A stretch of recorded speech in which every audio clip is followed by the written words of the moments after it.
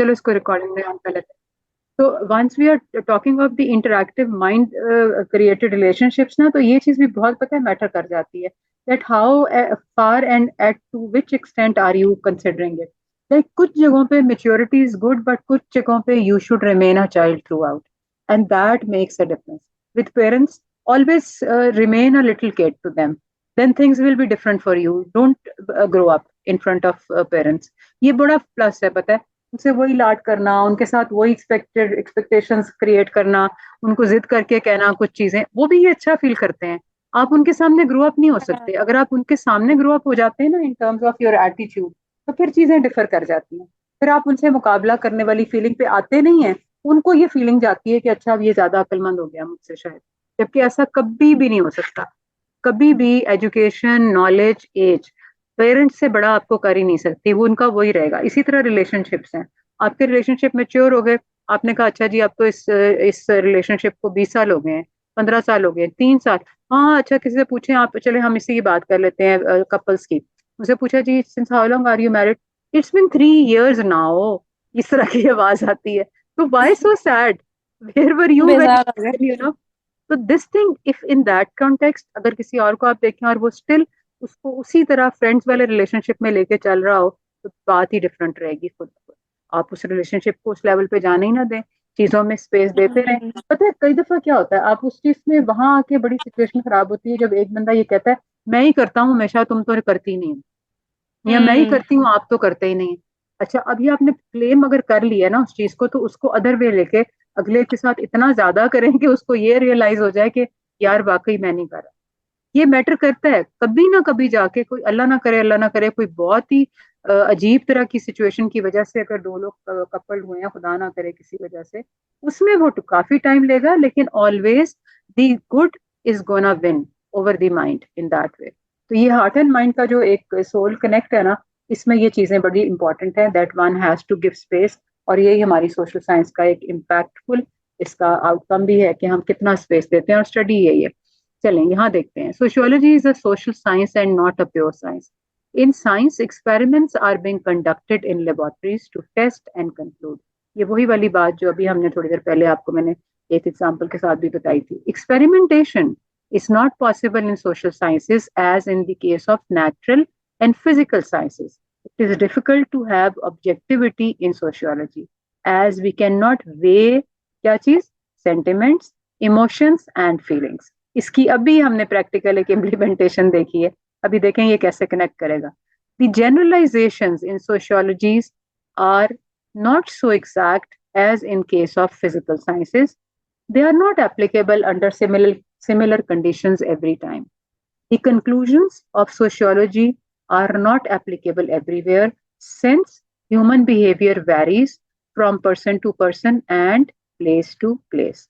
The generalizations of sociology are not so universal, but it can be considered as a social science. यानी आप वे नहीं कर सकते. अब वो जो लड़की बेहोश हो गई थी, उसका आपने एक्सपेरिमेंट कर लिया, लेकिन वो बेहोश होने से पहले किस लेवल ऑफ इमोशंस पे गई, उसकी वेटेज नहीं आएगी हमारे पास.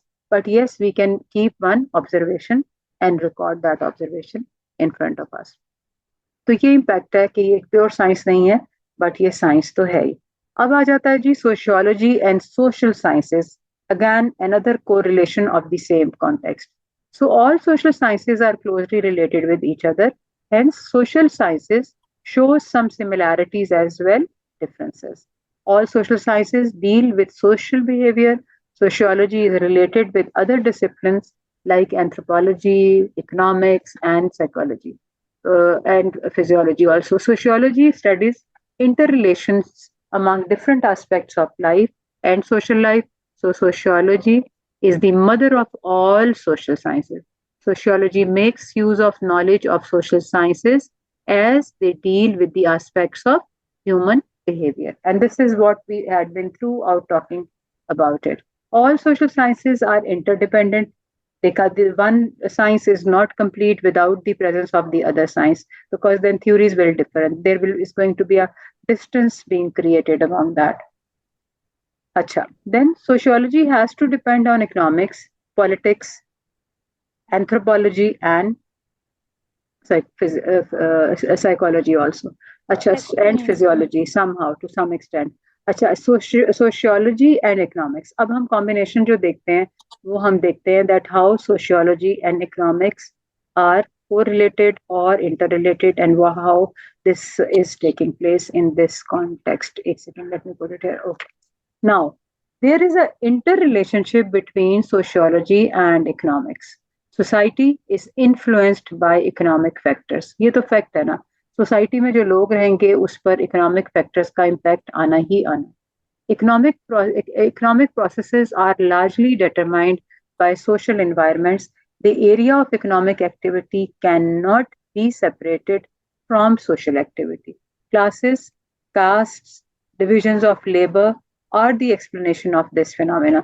इसकी मैंने जैसे आपको याद है एग्जांपल दी थी कि एक एंटरप्रेन्योर है, उसकी शॉप में काम करते हैं, रिलेशंस भी हैं, डिफरेंट सेक्ट्स हैं, इसके अलावा वो डिफरेंट डिवीजन है ऑफ कास्ट डिफर करती है. कास्ट पे तो बहुत ही डिबेट होती है ना, इसकी कास्ट वो है तो ये ऐसा होगा, तो इसकी कास्ट वो है, और टू सम एक्सटेंट कहीं कहीं पर वो बिहेवियरल पैटर्न्स आपको सेम मिलते हैं. फैमिली टू फैमिली चीजें डिफर कर जाती हैं कंडीशंस पे, नो डाउट, लेकिन कुछ कहीं ना कहीं वो लेवल पे ना कोई एक आध चीज आपको उस वाले कास्ट में उस फैमिली से रिलेटेड नजर आ जाती है.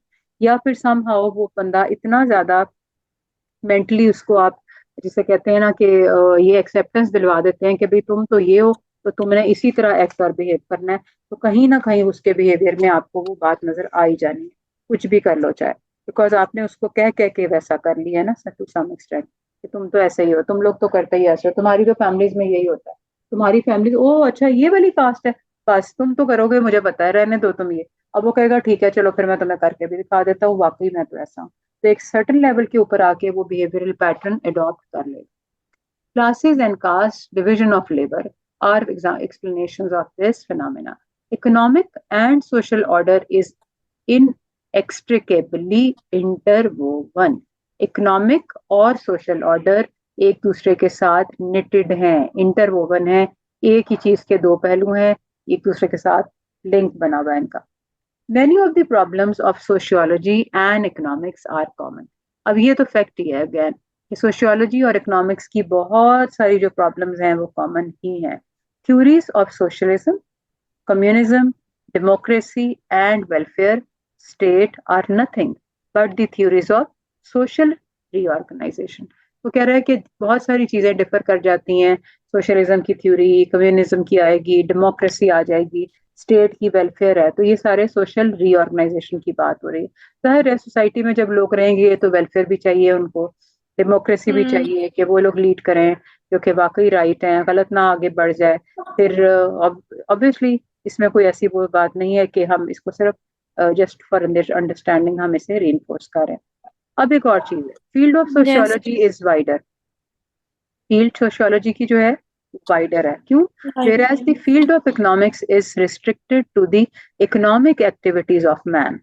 Economics deals directly or indirectly with the increase of material happiness of man. ठीक हो गई ना बात, जाहिर सी बात है इकोनॉमिक्स का ताल्लुक किससे है?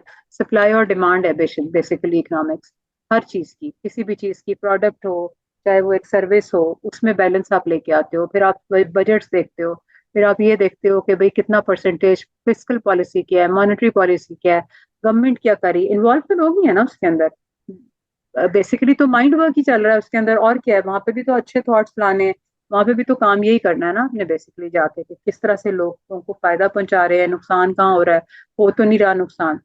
तो इस तरह से ही activities of man. Economics deals directly or indirectly with the increase of material happiness of man. Yes, very true. Supply demand यहाँ पर उसका एग्जांपल है सबसे अच्छा, जिसमें आपके पास बेसिक नीड्स हैं जो ह्यूमन बींग्स की, उससे लेके स्पेसिफिक नीड्स तक आ जाती.